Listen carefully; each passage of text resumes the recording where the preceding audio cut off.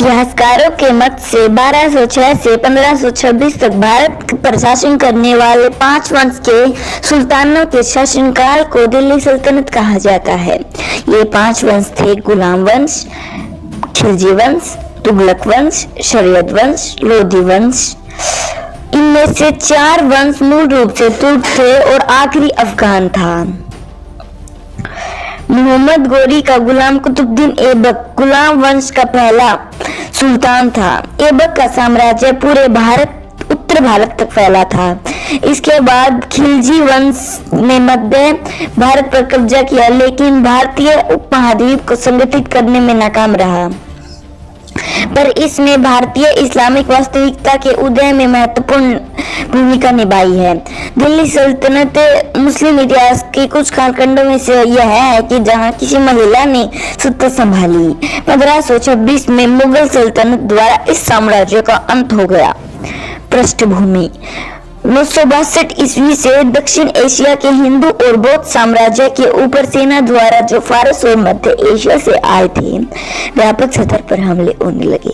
इनमें से मोहम्मद गजनबी ने सिंधु नदी के पूर्व तथा यमुना नदी के पश्चिम में बसे साम्राज्य को 1997 ईस्वी से 1030 ईस्वी तक 17 बार लूटा।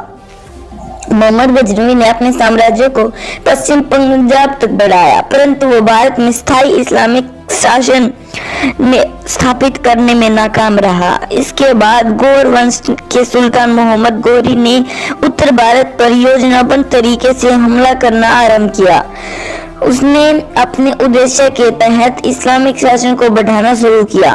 गोरी एक सुन्नी मुसलमान था जिसने अपने साम्राज्य को पूर्वी सिंधु नदी तक बढ़ाया और सल्तनत काल की नींव डाली। कुछ इतिहासकारों ग्रंथों में सल्तनत काल को 1192 से 1526 तक बताया जाता है। 1206 में गोरी की हत्या कर दी गई। गोरी की हत्या के बाद उसके एक तुर्क गुलाम कुतुबुद्दीन ऐबक ने सत्ता संभाली और दिल्ली का पहला सुल्तान बना। कुतुबुद्दीन ऐबक एक गुलाम था जिसने दिल्ली सल्तनत की स्थापना की।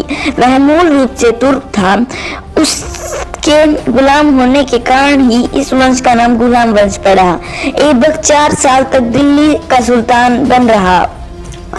उसकी मृत्यु के बाद 1210 ईस्वी में आलम शाह ने सत्ता संभाली, परंतु उसकी हत्या इल्तुतमिश ने 1211 ईस्वी में कर दी।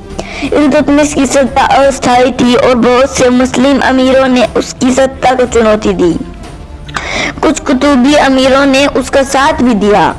उसने बहुत से अपने विरोधियों को क्रूरता से दमन करके अपने शासन को मजबूत किया।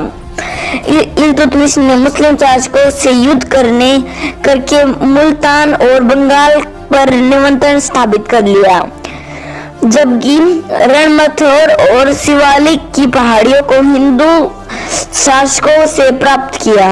इल्तुतमिश ने 1236 ईस्वी तक शासन किया। इल्तुतमिश की मृत्यु के बाद सल्तनत के बहुत से कमजोर शासक रहे, जिनमें उनकी पुत्री रजिया सुल्तान भी शामिल थी।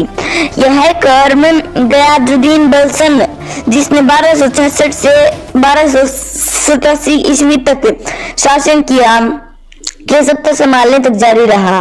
बलबन के बाद केकुबाद ने सत्ता संभाली। उसने जलालुद्दीन फिरोज शाह खिलजी को अपने सेनापति बनाया। खिलजी ने कुतुबुद्दीन ऐबक से कुतुब मीनार की हत्या कर सत्ता संभाली, जिसने गुलाम वंश का अंत कर दिया।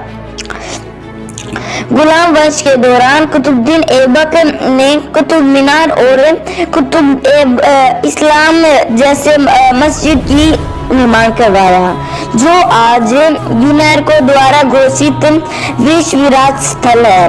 कुतुब मीनार का निर्माण कार्य इल्तुतमिश द्वारा आगे बढ़ाया गया और पूर्ण कराया गया। गुलाम वंश के शासन के दौरान बहुत से अफगान और फारस के अमीरों ने भारत में शरण ली और बस इधर ही बस गए।